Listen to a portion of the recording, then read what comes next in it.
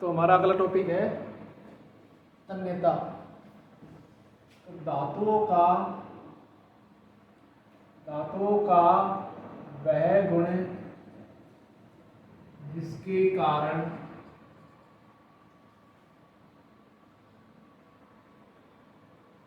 उन पर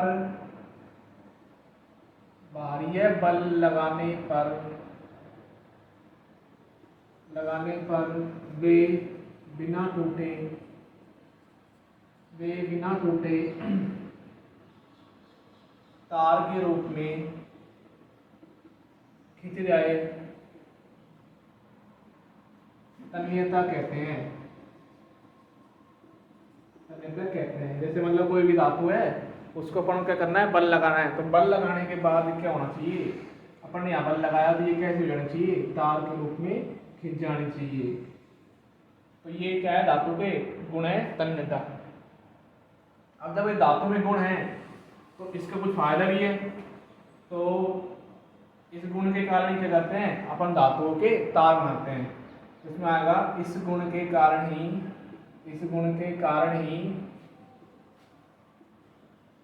धातुओं के तार बनाए जाते हैं। जो भी तार बनाए जाते हैं तो उनमें क्या गुण होना चाहिए, उनमें तन्यता गुण होना चाहिए। अगर तन्यता का गुण नहीं है तो उस धातु के तार नहीं बनाएंगे। एग्जाम्पल लें तो एल्यूमिनियम, तांबा आदि, तो इनमें तन्यता गुण पाया जाता है, इसलिए इसके तार बनाने के लिए काम में लिया जाता है।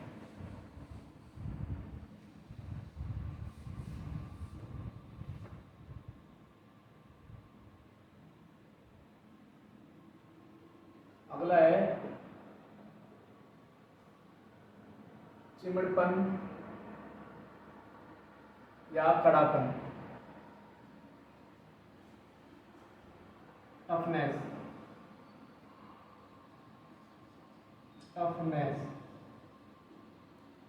चिमड़पन या कड़ापन धातुओं का वह गुण जिसके कारण उन्हें ऐंठने या मरोड़ने पर वह दूसरी आकृति ग्रहण कर लेती है।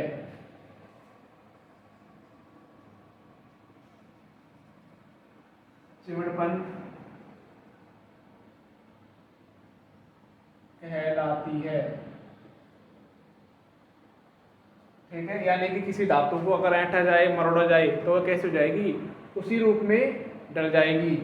तो उसको कहेंगे चिमड़पन, या फिर बोले अपन टफनेस।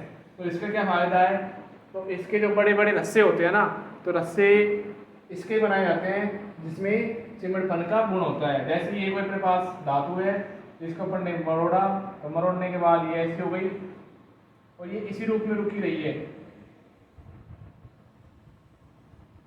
तो इसके क्या बन जाएंगे, रस्से बन जाएंगे। जो अपने पानियों की बोर काटने के लिए काम आती है मशीनें, उसमें जो रस्सी होती है वो धातु की, वो इसी गुण के कारण बनाई जाती है।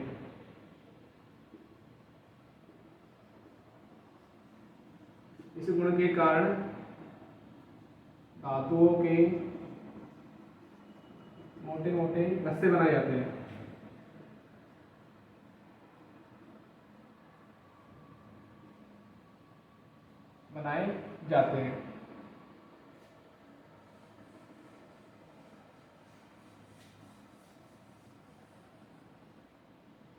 अगला है श्रांत, फटिग। धातुओं का वह गुण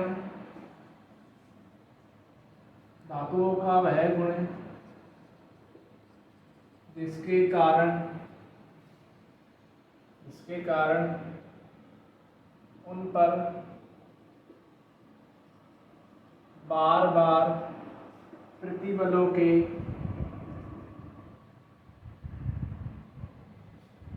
प्रतिबलों के कारण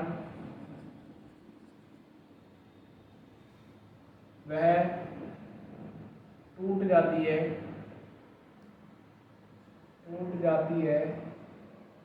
श्रांत कहते हैं, श्रांत कहते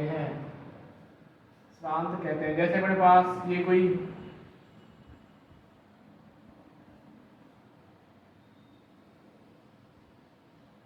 धातु की कोई चादर है, अगर अपन इस पर बार बार क्या लगाए, बल लगाए, और बल ये ऐसा हो कि हटता जाए लगता जाए, हटता जाए लगता जाए, तो इसके बल के कारण इसमें क्या होगा, प्रतिबल पैदा होगा। और जब प्रतिबल पैदा होगा तो एक पेन कैसी होगी, जब ये टूट जाएगी, जब ये क्या हो जाएगी, टूट जाएगी।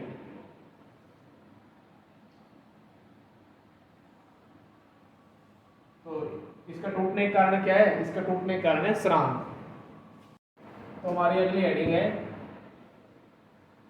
धातुओं का वर्गीकरण। धातुओं का वर्गीकरण, पहले हमने देखा था पदार्थ के बारे में, फिर हमने देखा क्या होते हैं पदार्थ, दो प्रकार के होते हैं, धात्विक और अधात्विक। तो उसमें हमने देखा धातुओं के बारे में। तो अब धातु के बारे में पढ़ेंगे कि धातु कितने प्रकार की है। तो ये दो प्रकार की हो गई, ये दो प्रकार की होती है, ये दो प्रकार की होती है। नंबर 1 लोह धातु, नंबर 2 अलोह धातु।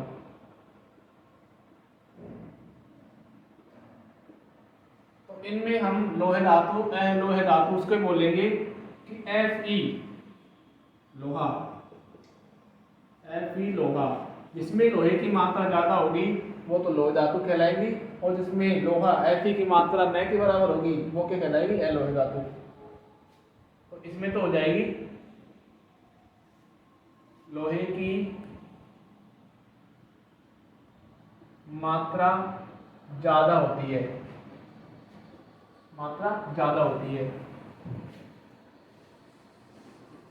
इसमें लोहे की मात्रा ज्यादा होती है तो कहलाती है लोह धातु। एग्जाम्पल ले हम तो कौन कौन सी है, कच्चा लोहा, पिटवा लोहा, ढलवा लोहा और इस्पात आदि। तो ये कच्चा लोहा, पिटवा लोहा, ढलवा लोहा, इस्पात, इसमें Fe की मात्रा बहुत ज़्यादा पाई जाती है, इसलिए ये लोह धातु कहलाती है। दूसरी हम बात करें अलोह धातु की, तो इनमें लोहे की मात्रा जो कि Fe है, ये एक तत्व है, ये एक अपने पास क्या है, तत्व है लोहा Fe। तो इसकी मात्रा क्या होगी, न के बराबर होगी, यह नगण्य होगी। लोहे की मात्रा नगण्य होती है, इसमें नगण्य होती है अलोह धातु में। लोह धातु में क्या होती है, लोहे की मात्रा ज्यादा होती है, अलोह धातु में इसकी मात्रा कम होती है। एग्जाम्पल की बात करें तो चांदी, सोना, तांबा, पीतल, एल्युमिनियम आदि। पीतल अलोह धातु है, लेकिन वो क्या है, मिश्र धातु में आ जाती है, तो इसको अपन यहाँ पर ये नहीं बोल सकते अलोह धातु में, वो मिश्र धातु में आएगी, तो उसको अपन उसमें पढ़ेंगे। तो ये अपने पास हो गई लोह धातु और अलोह धातु। अब इन दोनों में क्या कुछ अंतर है,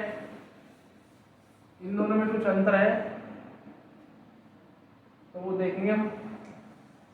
लोह धातु एवं अलोह धातु में अंतर। तो एक छोटी सारणी बनाएंगे, यहाँ पर आ जाएगी लोह धातु, यहाँ आ जाएगी अलोह धातु।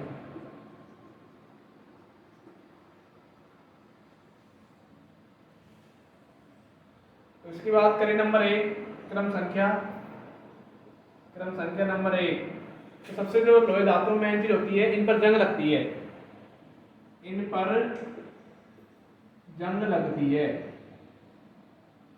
जबकि अलोह धातु पर जंग नहीं लगती, इन पर जंग नहीं लगती।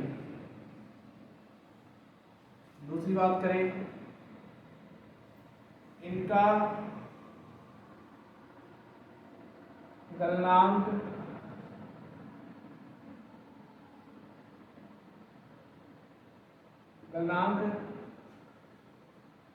अधिक होता है। किससे अधिक होता है? एलो धातु से। इनका गलनांक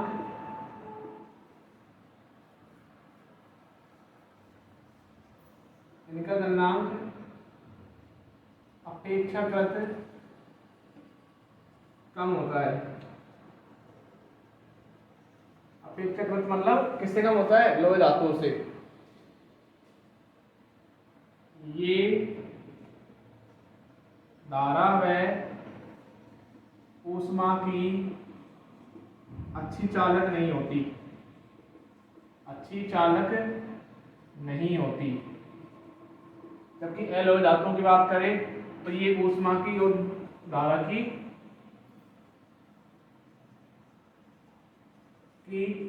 बहुत अच्छी चालक होती है। ये चीज हमने पढ़ी है पहले ही कि विद्युत धारा का सबसे अच्छा चालक कौन सा है? चांदी। और दूसरा पूछे तो तांबा। तो इनमें ये मेन अंतर है इनमें, जो कि एग्जाम में पूछ जाती है कई बार कि जंग लगना, गलनांक और धारा का। अगर बात करें इनका घनत्व की बात करें तो इनका घनत्व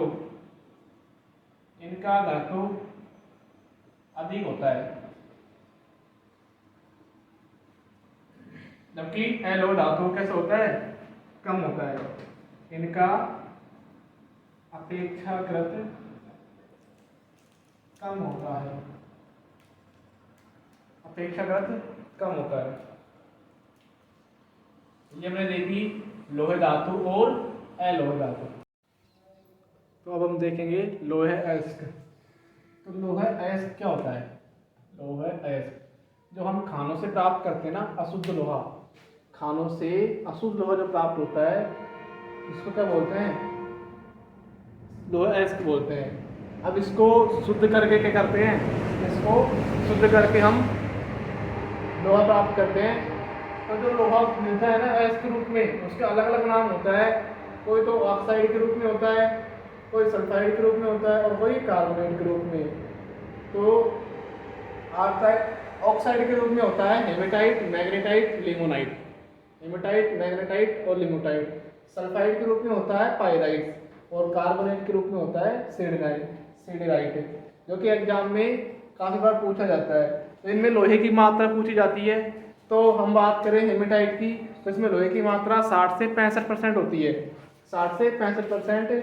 और मैग्नेटाइट में 70 से 75%, लिमोनाइट में 30 से 60%, पाइराइट में 40 से 45% और सिडेराइट में 40 से 48%।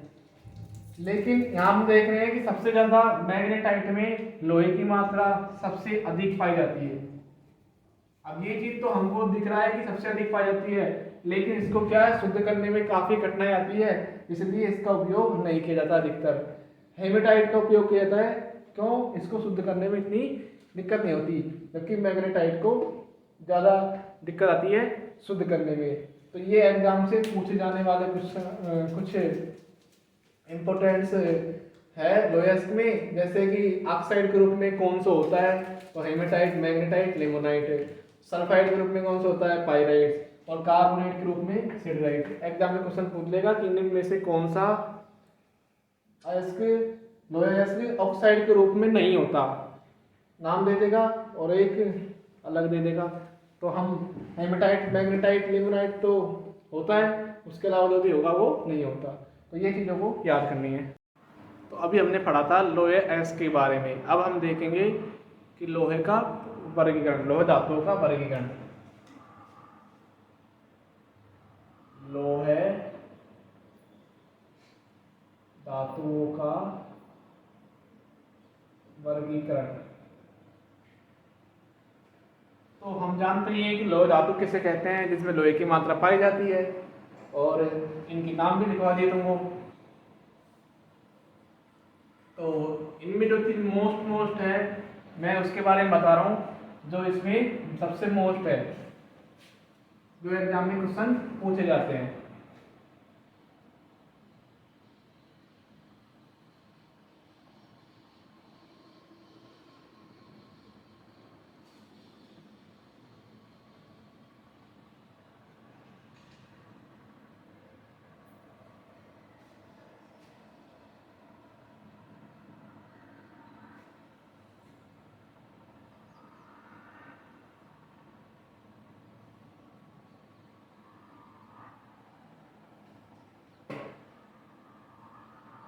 तो सबसे ज्यादा इसमें पूछा जाता है कि लोह धातुओं का नाम, लोह धातु का नाम, भट्टी का नाम जिस भट्टी में इसको बनाया जाता है, और कार्बन की मात्रा। तो सबसे पहला अपने पास है कच्चा लोहा। इसका इंग्लिश में नाम होता है pig iron. Pig iron.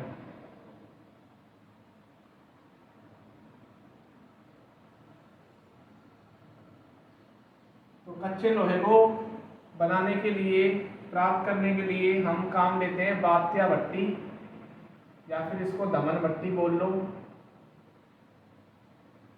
English में बोला जाता है इसको ब्लास्ट फर्नेस। अधिकतर इसका नाम इंग्लिश में बोल देता है ब्लास्ट फर्नेस।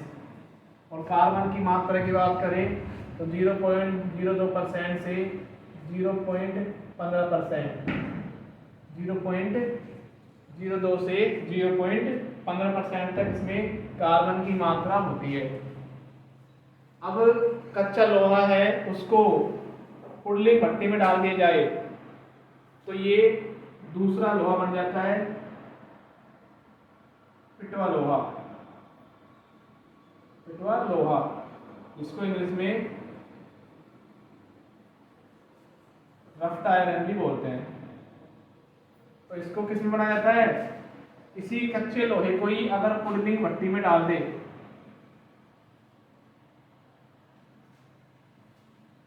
तो हमें क्या प्राप्त होगा? पिटवा लोहा प्राप्त होगा। इसमें अगर हम बात करें कार्बन की मात्रा की तो 0.05% से 0.15% तक होती है। 0.05% से 0.015% तक होती है। तीसरा है कच्चा लोहा, कास्ट आयरन, डलवा लोहा, कास्ट आयरन,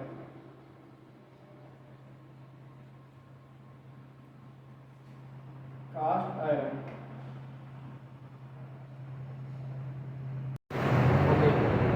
तो डलवा लोहा इसको बनाया जाता है क्यूपोला भट्टी में। क्यूपोला भट्टी में इसमें कार्बन की मात्रा की बात करें तो 2 से 4%, 2 से 4%। तो एक हमारे पास लास्ट है इस्पात। इस्पात, इसको स्टील बोलते हैं, स्टील। अब इसको प्राप्त करने की काफी सारी भट्टियां हैं जिनके बारे में एग्जाम में पूछा भी नहीं जाता। सिर्फ पूछा जाता है कि इसके अंदर कार्बन की कितनी मात्रा है, कार्बन की कितनी मात्रा है। तो हम बात करें तो सबसे अच्छा होगा अपने पास पिटवा लोहा। सबसे अच्छा होगा पिटवा लोहा, क्योंकि इसमें कार्बन की मात्रा सबसे कम है। और सबसे बेकार की बात करें तो डलवा लोहा। सबसे बेकार क्या होगा? डलवा लोहा। क्यों? इसमें कार्बन की मात्रा ज्यादा है, जिसको अपन बोलते हैं बुरी। जो बुरी का बोलते हैं ना, वो यही है, क्योंकि इस पर जब चोट मारी जाती है तो कार्बन के कण इतने होते हैं कि क्या होता है? टूट जाता है, इनमें बॉन्ड नहीं बनता। तो ये अपने पास है भट्टियां और उनके कार्बन की मात्रा। एग्जाम यही पूछा जाता है कि कच्चा लोहा कौन सी भट्टी में बनाया जाता है और उसमें कार्बन की मात्रा कितनी है, तो तुमको ये याद करनी है।